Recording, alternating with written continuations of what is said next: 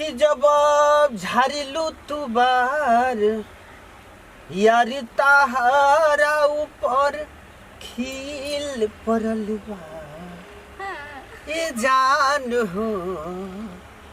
जुबना में ढील पड़ल बा ये जान हो जुबना में ढील पड़ल बा। सुनी और सुनी हाँ रवे सुनी हम जाता नहीं ठीक ना काहो भौजी का करू तरी जा बैठ के। अरे कुछ नहीं बैठी बैठी बड़ा खेल खिलाता नहीं क्या बात बाटे बस यही तरी कुछ मिलल का डोज ना हाँ तब काय करे तरू ए जा बैठ के। इतना सच धज के रुआ जाए बाहर इतरवा के छोड़ी जी मैंने कहां जा तनी बाहरी कहां जाई एक तरी मन कैला से ये बिजली कहाँ गिरी बात भौजी तू ना एक मजाक करत रहे लो। अच्छा ये बताओ खाना खाइए ना अभी तो ना खाई। एगो बात कही कहा आज हमार जीजा आवे वाला बा। ओए जीजा सिंगर गाना ना गावेला। अच्छा हाँ ओए प्रियंका बूजी के जौन गाना हुआ के वो बाहुन अच्छा बड़ी नीक हो बेचारा बहुत बढ़िया गाना गावेला। और तू वो जीजा बना जा दोनों जाने ना आवे ना लेकिन ऊ जरूर आवे ना कितना रवा के माने न जाने ना बनिए ना अकेले ही हम ही ना बने उनके साली। अरे काहे नहीं तीन गो जीजा लेके रही ना एके बीरी एक बीरी बस मजाक करते हमेशा नहीं मजाक करो। अच्छा ठीक बा मजाक करते अब पता बना आज वही ना तो हम तारों के सुनवाई गाना ठीक बा बहुत मस्त गावे। अरे हमरा गाने के बड़ी शौक हटे जी हमरा के सुनवा नु ए तो आवे दिना बड़ी कदम तनी गाना में जीजा जी सुना दी तब अपने जीजा खातिर का नाश्ता पानी में रखे बनी बोली हम रख ले बानी। ए भौजी कुल तारे नु करे के बा बना दे हम कुछ। हाँ जीजा मजा लगली आप करी धरी हम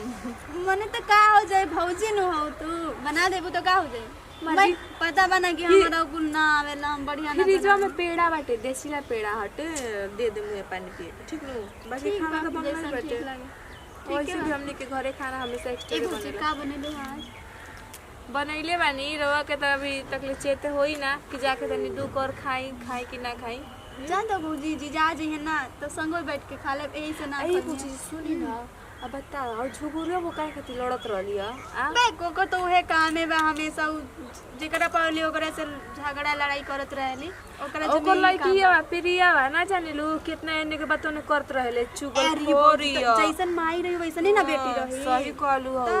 आखिर माई के परछाई पड़ल बाटे है ना अब जैसन माई रही वैसन तो बेटी रही छोड़ देवेले एने ओने कतही नहीं तो ए दोनों एक ही जैसन है माई बेटी छोड़ी हमनी से का करे का बाटे करे के हमने से का मतलब बा हमनी के तो अपन देखे के बा केहू कुछ करे समझ से का मतलब ए मुझे जे सुनी ना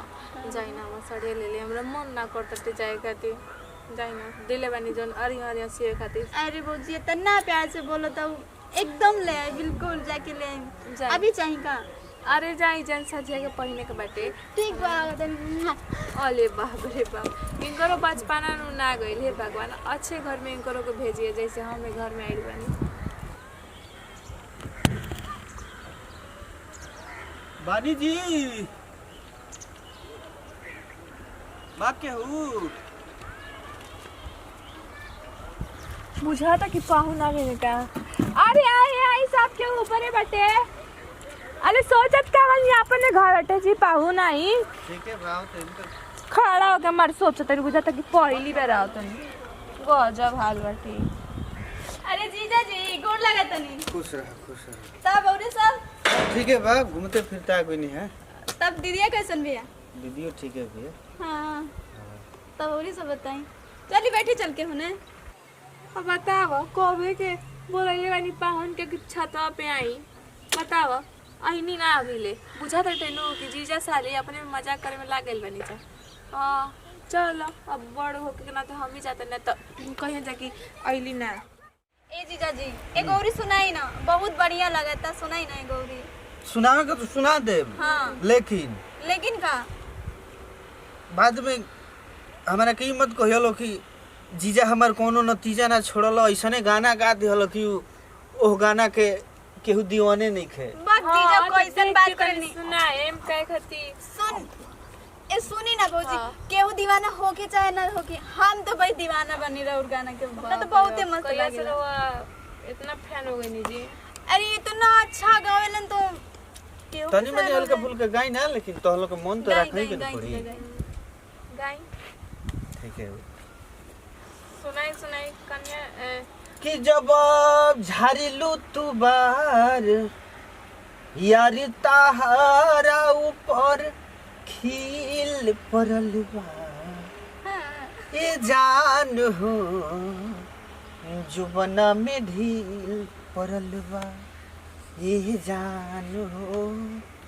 जुबना में ढील पड़ल बा। सुनी सुनी और सुनी हाँ रवे सुनी हम जातनी ठीक ना कि धीरे धीरे चले लागे चढ़ जाई नरेटी तोहरा ख्याल नइखे बाड़ुआत नारी कि जब ले लुआ अंगड़ाई तब आवेला लाज करी हम जम्हाई बनी लगवा कि जब ले लुआ अंगड़ाई तब आवेला जम्हाई इहे